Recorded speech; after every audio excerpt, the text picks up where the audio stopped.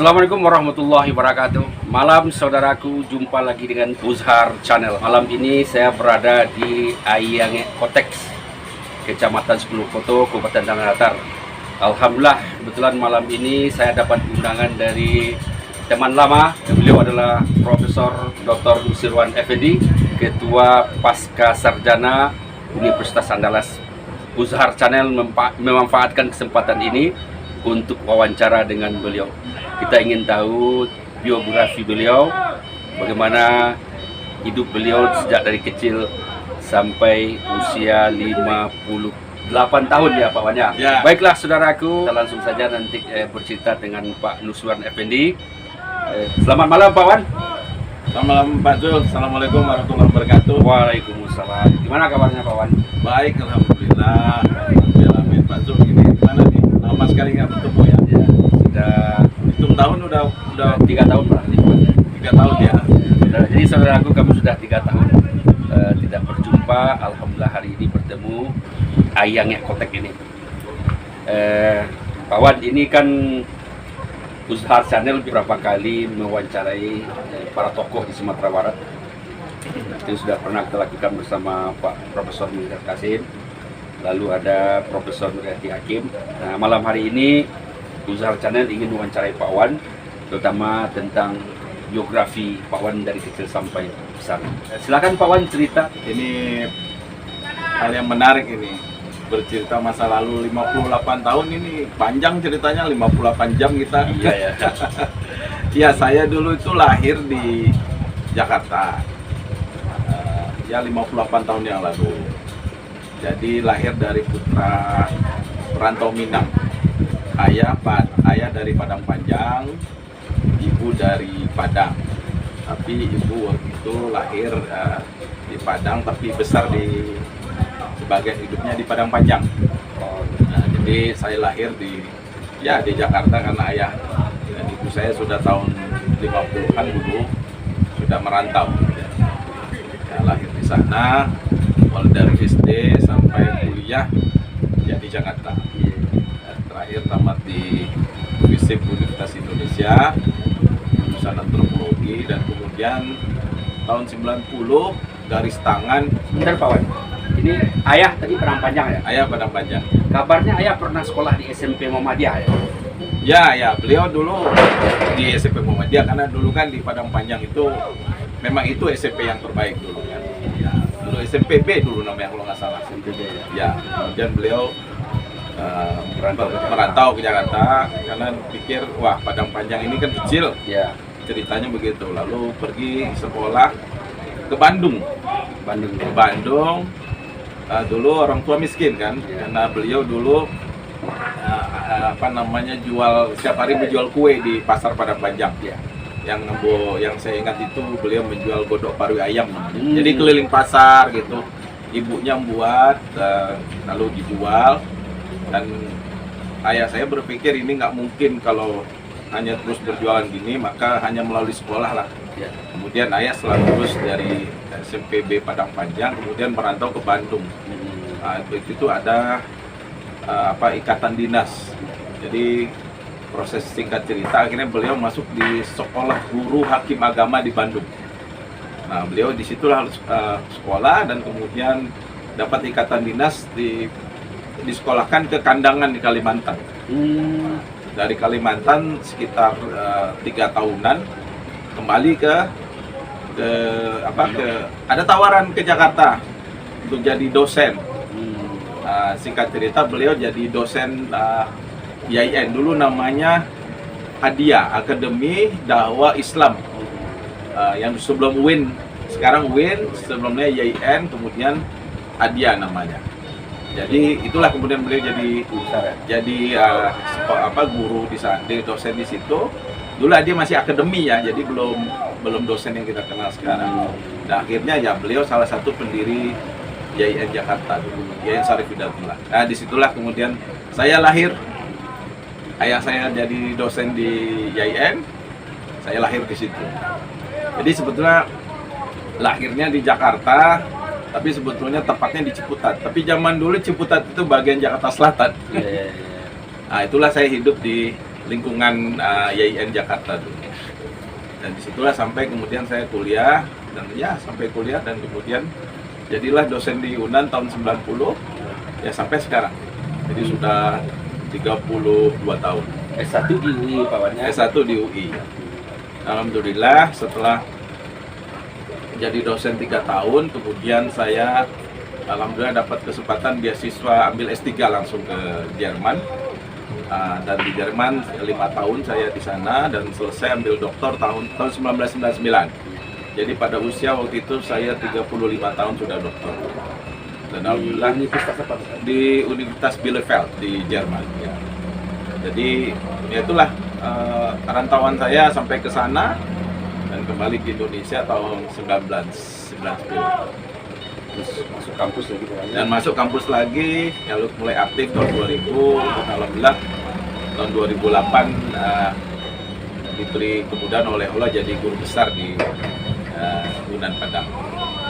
Waktu pulang pernah jadi ketua jurusan Pak Wan? Ya, waktu pulang saya banyak lah, kalau orang dulu mungkin tahun 90-an itu yang pangkat doktor itu mungkin dianggap wah ini kesempatan ada pemimpin yang gelar akademiknya tinggi atau gimana, kan dulu masih jarang ya. Kemudian saya langsung diminta jadi ketua jurusan antropologi FISIP UNAN. Dulu FISIP UNAN. Kemudian belum selesai jadi ketua jurusan sudah diminta jadi sekretaris lembaga pengabdian masyarakat UNAN.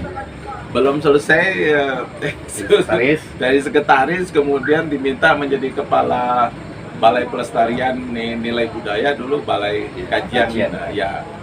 Yang membidangi wilayah kerja Sumatera Barat, Sumatera Selatan dan Bengkulu.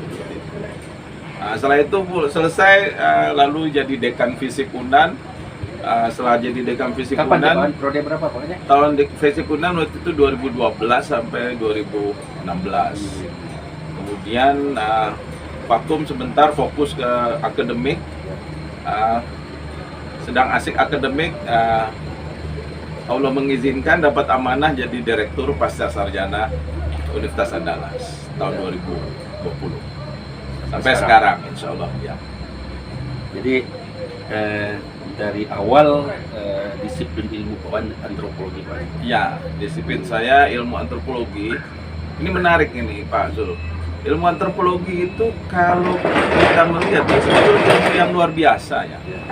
Karena dengan antropologi ini kita sebetulnya memahami hakikat manusia gitu. Jadi dunia ini sebetulnya kan kita menganalisis kehidupan manusia. Iya.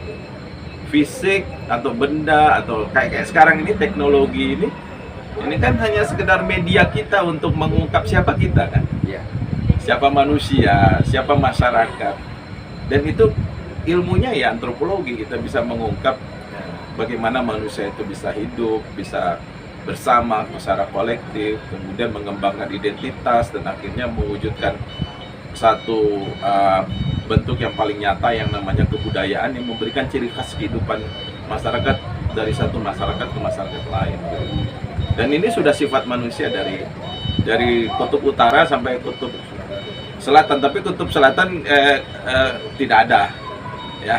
Kan ada manusia yang ada di kutub utara kan. Jadi pokoknya mulai dari ekuator timur sampai barat itu manusia selalu punya kebudayaan. Dan itu memang adalah kajian antropologi. Ya. Profesor biasanya penelitian pokoknya? Ya, ya. Arah kajian. Ini yang menarik nih pemirsa Uzar Channel. Pak Zul ini sahabat lama saya tapi juga pernah membantu saya dulu atau tim kita ya. Oh ya. Dulu saya pernah melakukan penelitian tentang kehidupan masyarakat di Pekanbaru. Jadi tugaskan di Pekanbaru, Jambi. Pekanbaru, Jambi. Ya. Waktu itu kita penelitian dengan nama judulnya Ethnopreneurship ya.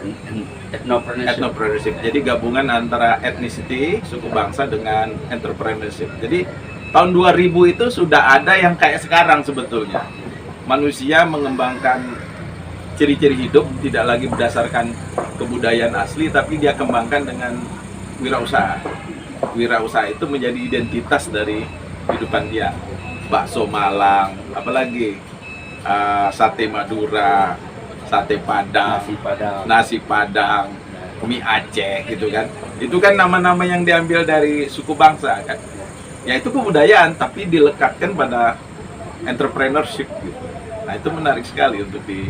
Jadi saudara, salah satu penelitian Pak Nusirwan ini yang cukup besar Pak Wan ya, Ya, karena 3 tahun waktu itu. 3 tahun dan melibatkan 3 provinsi kalau salah. Ya, 3 provinsi. Jambi, Pekanbaru, dan Sumatera Barat. Dan itu dibiayai oleh BPPT dulu. Ya. Ya. Dan saya termasuk salah seorang tim penelitinya. Ya. Hasilnya yang menarik apa ketika itu Pak Wan? Yang menarik itu adalah bahwa kreativitas manusia di dalam menjalankan kehidupan itu sudah bergerak dari identitas budaya dia kepada identitas budaya yang dilekatkan pada ranah-ranah yang bisa mempertahankan hidup seperti ekonomi. Jadi kan orang kalau kita bicara teori ekonomi itu kan berbasis kepada uang, Ya. berbasis kepada pengembangan sumber daya untuk produksi, kemudian pasar gitu kan. Ya. Jadi identitas orang ada melekat pada barang. Jadi misalnya kalau kita ingin membuat sesuatu yang akan menopang hidup kita, ya kita hanya bersandar pada barang. Ya, bikin kue, kemudian bikin benda yang bisa dijual, kita dapat uang. Tapi ternyata tidak bisa seperti itu, harus dilekatkan pada siapa kita gitu. Misalnya orang Jawa, mungkin kalau nggak disebut bakso itu Jawa, orang nggak laku. Ini bakso mana ini gitu. Tapi orang Jawa menyebutnya bakso itu Jawa. Karena gini menarik, ada orang Padang bikin bakso nggak laku. Karena orang tahu, oh ini baksonya bukan orang Jawa, nggak enak. Tapi kalau bakso Jawa pasti enak. Sama dengan orang Jawa bikin nasi Padang. Oh gini ya Padang, oh ini nasi Padangnya orang Jawa yang buatnya nggak enak dengan orang Padang gitu. Apa artinya? Bahwa ternyata orang meskipun ingin masuk pada dunia pasar yang katanya tidak ada identitas asal usul, tapi ternyata kalau kita masuk ranah itu harus ada asal usul. Ya bukti sampai sekarang. Orang kembali sekarang kan, soto coba diganti, sotonya Padangnya hilangkan, laku nggak? Bisa lah. Nggak laku. Nah, misalnya orang sate ayam, nggak jelas nih. Kalau ada sate ayam Madura langsung orang serbu kan. Tapi kalau cuma sate ayam biasa, ya enakan sate ayam Madura kan gitu. Nah, atau yang sekarang sedang tune in sekarang ini soto Lamongan. Itu Lamongan CS itu di mana-mana di Indonesia ini, di luar kampungnya di Lamongan di Jawa sana, maka dia selalu bikin nama Lamongan. Asal ada pecel lele Lamongan itu diserbu itu. Nah, itu kan contoh bahwa identitas barang yang katanya hanya untuk pasar, tapi ternyata dilekatkan pada identitas jadi lebih laku gitu. Itu masalah kebudayaan itu, bukan masalah ekonomi, itu masalah kebudayaan. Dan itu antropologi yang membahas itu. Ya. Jadi saudaraku, itulah bincang-bincang kita dengan Pak Nusirwan. Ada sedikit biografi beliau, kemudian ada sedikit pandangan beliau tentang fenomena di dunia ini yang dikaji, dilihat dari sudut antropologi. Oke Pak Wan, itu dulu Wan bincang-bincang kita Pak Wan. Insya Allah Ya. waktu kita sambung. Insya Allah ya. Mungkin bisa langsung atau nanti mungkin melalui online. Ya. Terima kasih, insya Allah ini akan bermanfaat. Oke saudaraku, itu bincang-bincang lepas ya, relax bersama Profesor Dr. Nusirwan Effendi. Mudah-mudahan apa yang kita bicarakan ini ada manfaatnya. Terakhir saudara, jangan lupa Subscribe, like, share. Uzar Channel Jaya selalu. Assalamualaikum warahmatullahi wabarakatuh. Assalamualaikum warahmatullahi wabarakatuh.